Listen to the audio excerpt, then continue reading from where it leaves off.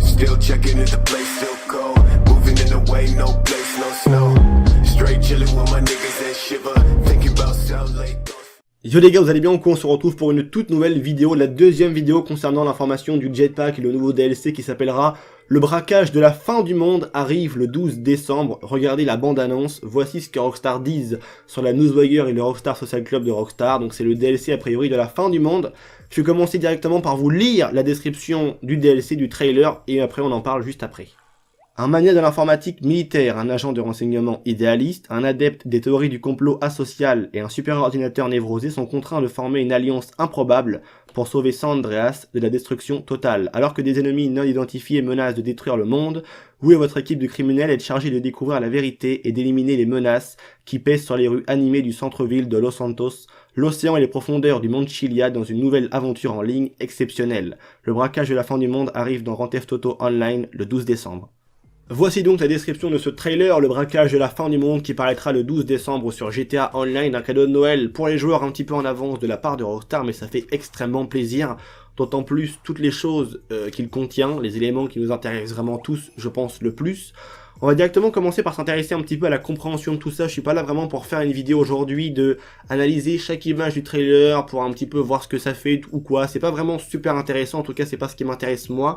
Je suis plus là pour vous donner un peu la compréhension, essayer de comprendre ensemble et analyser plus ou moins ce qui va se passer, ce que l'on va devoir faire et ce que ça veut dire clairement, puisque j'ai déjà vu pas mal de petites erreurs dans certains espaces commentaires, parce que déjà rien que le nom du trailer, enfin du DLC pardon, c'est le braquage de la fin du monde.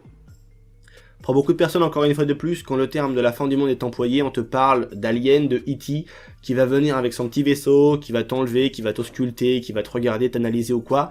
Bref, faut arrêter un petit peu avec ce délire d'invasion, alien. Même moi, à l'époque, quand j'ai dit ça, je me suis complètement gouré, et je m'en excuse parce que j'avais vraiment tort par rapport à ça. Et je pense que c'est pas vraiment du tout le schéma de pensée dans lequel Rockstar s'avance, encore une fois de plus. Et on le voit clairement, en fait, avec ce DLC, et ce qu'il veut dire au final. On est donc devant un fait accompli, c'est qu'a priori, un nouveau personnage qui s'appelle Haven, en voici donc le portrait sur le trailer, donc grâce à la traduction en français du trailer, vous l'avez devant vous, s'appelle Haven. Et il est dit, Haven craint que quelqu'un essaie de déclencher une guerre. Après, ce personnage va répliquer comme quoi il ne craint pas, qu'il est bien sûr à 100% que quelqu'un essaie de déclencher une guerre. On n'a pas vraiment l'identité de la personne en question ou des personnes en question qui veulent déclencher la guerre. On nous parle d'un coup des Russes, on nous parle d'un coup des Irakiens, des Chinois, bref. On sait pas vraiment de qui ça vient au final, mais c'est pas vraiment le plus important. On sait que quelqu'un veut déclencher une guerre, que ça va péter du côté de l'état de San Andreas. Et c'est vraiment là que nous, on rentre en compte. Au tout début dans GTA V, on est censé être uniquement un criminel qui veut se faire de l'argent en vendant de la drogue, des voitures, des armes, bref, tout ce que tu veux. Sauf que les gars, cette fois-ci, c'est le gouvernement lui-même qui fait appel à nos services puisqu'il a besoin de nous par rapport à cette guerre qui s'abat directement sur Los Santos, qui, je le rappelle, n'est pas du tout une guerre et une invasion alien, ça n'a strictement aucun sens par rapport à l'état de pensée qui est présent dans le mode solo de GTA V. Rockstar passe son temps à te dire qu'il n'y a pas d'aliens dans le jeu, qu'il n'y a pas de vrais vaisseaux aliens dans GTA V, que tout ça n'est que l'invention pure et dure de l'homme et du gouvernement, et c'est pour ça que dans cette mission, c'est le moment parfait, enfin dans ce DLC, pardon, c'est donc le moment parfait pour te faire découvrir toutes les choses qui sont tenues secrètes par le gouvernement, et c'est pour ça que l'on a accès à la fin à un jetpack, et c'est pour ça après aussi que l'on va parler un petit peu plus du monde Chiliad. Tout d'abord, dans ce DLC, il y a beaucoup de choses qui sont vraiment super intéressantes et on voit directement l'implication du gouvernement dedans. Et j'ai jamais eu tort de vous dire que tout ça se tournait uniquement vers une seule et même cible de personne, le gouvernement, et que Rockstar avait toujours de l'intérêt et même plus ou moins un scénario toujours choisi qui était donc le gouvernement. On voit bien sûr l'implication de l'IAA dedans avec certaines scènes qui se passent dans, j'imagine, certains bureaux du gouvernement. On voit aussi un truc qui est vraiment super intéressant, c'est sur l'image, plus ou moins pour éditer un peu l'image de présentation du DLC. On voit qu'en haut à droite, il y a une image avec deux personnages qui tiennent des armes à feu et on voit que juste derrière, il y a aussi le logo de l'IAA qui est présent sur l'image pour représenter ce trailer, donc c'est quelque chose d'assez fort. On voit également aussi le jetpack.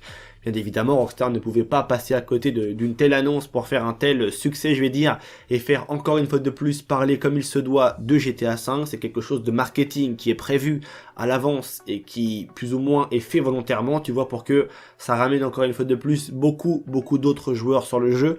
Maintenant, c'est un truc qui est très intéressant. Je vous avais souvent parlé un petit peu de l'œil, le gouvernement, le fait qu'on nous observait, qu'on avait accès sur nous, que dans le jeu GTA V, Rockstar voulait vraiment te dire que le gouvernement était impliqué vraiment dans tout, et entre autres aussi les aliens et les ovnis.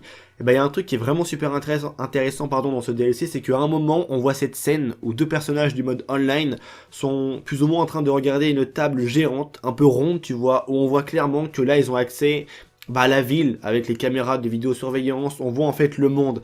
Comme si un peu ça pourrait faire penser beaucoup à l'œil de Dieu présent dans Fast and Furious 7, et même le scénario de GTA se tourne de plus en plus vers un scénario de Fast and Furious.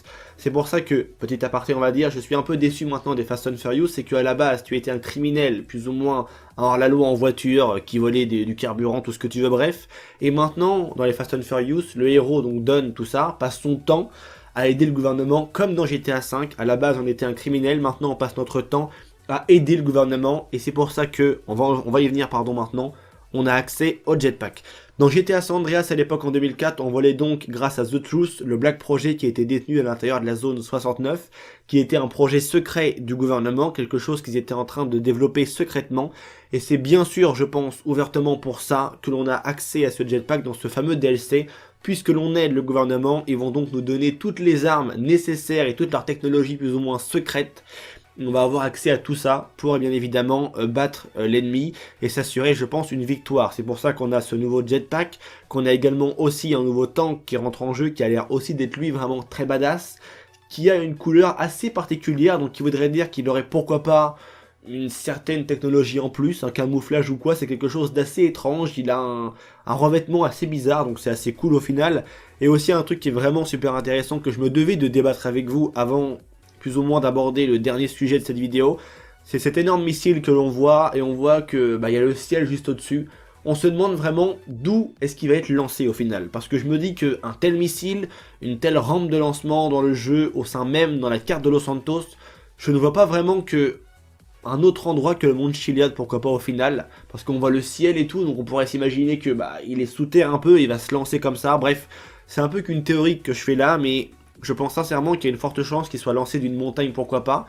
Et maintenant, on arrive au dernier sujet de la vidéo, c'est le monde Chiliad. Beaucoup de personnes ont pensé que les portes T01 et T02 abritaient quelque chose, et c'est effectivement vrai, puisque je pense que comme il est dit clairement dans la description du trailer, il est dit clairement qu'on va explorer les fonds du monde Chiliad, donc ça veut dire obligatoirement qu'il va y avoir des scènes et même des endroits qui vont être édités avec des nouvelles pièces, quelque chose à découvrir.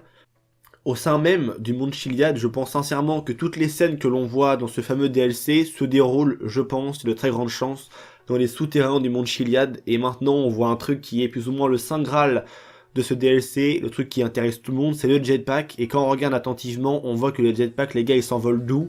Ils s'envolent bien sûr du monde Chiliad, comme pour plus ou moins mettre un terme à tout ça, une dernière fois, tu vois, le jetpack, ce que tu veux, il s'envole d'où? De l'endroit où tu le souhaitais l'avoir, je vais dire, le monde Chiliad. Je pense que c'est vraiment le DLC final de GTA V, qui est un DLC qui est vraiment déterminant par rapport à l'histoire de GTA V, et plus particulièrement l'histoire de GTA Online, et aussi vraiment dans la conclusion et la compréhension vraiment de ce que ça veut dire en fait depuis le début, de ce que Rockstar veut vraiment sous-entendre tout ça. Donc voilà, c'est tout pour cette vidéo, j'espère bien évidemment qu'elle vous aura plu. Je vous demande pas forcément de like pour ce genre de vidéo, surtout l'avis dans l'espace commentaire, c'est vraiment ce qui m'intéresse le plus. Comme vous le savez bien évidemment, et je pense que ce DLC les gars, avant de terminer vite fait, juste un dernier mot, c'est vraiment l'un des plus intéressants dans la compréhension de tout ça, tout ce que je me tue à essayer de vous dire au gouvernement, tout ce que le gouvernement détient de secret, tout ce qu'ils essayent de faire, toute leur technologie qu'on ne connaît pas, tout ça, c'est exactement le message qui a été lancé dans GTA V avec les ovnis, tout ça. Mais tout ça, vous inquiétez pas, il y a une vidéo qui était prévue même avant ce DLC, avant l'annonce de ce DLC, qui est en lien directement avec l'ovni du monde Chiliad. Vous communiquez la référence, ce que ça veut dire, tout ça, bref. C'est une vidéo qui arrivera bien sûr très prochainement, je pense pourquoi pas dimanche, et après il y aura une vidéo qui suivra avec Omega. Il y a encore beaucoup de choses que j'ai à vous montrer, à vous expliquer dans GTA V, ne vous inquiétez pas, c'est pas parce que ce DLC est sorti avec le jetpack, tout ça, j'ai vu beaucoup de personnes qui m'ont dit « Ouais mais Vince, maintenant que le mystère est fini, qu'est-ce que tu vas faire ?» Faut savoir que les gars, je ne suis pas un chercheur de mystère, je suis un chercheur de vérité. Quelqu'un qui cherche un mystère cherche à tout prix un mystère, moi je cherche juste la vérité, donc je suis un chercheur de vérité et non pas un chercheur de mystère. C'est tout pour cette vidéo, je vous dis à très bientôt pour pour une toute nouvelle vidéo. C'était Vince, un grand merci à vous tous pour le soutien, on avance vraiment super vite. Prenez soin de vous les gars parce que c'est vraiment ça le plus important. Allez, peace les gens.